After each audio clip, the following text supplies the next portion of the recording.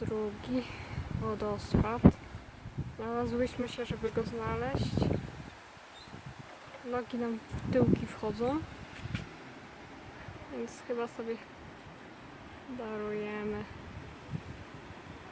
złażenie na dół.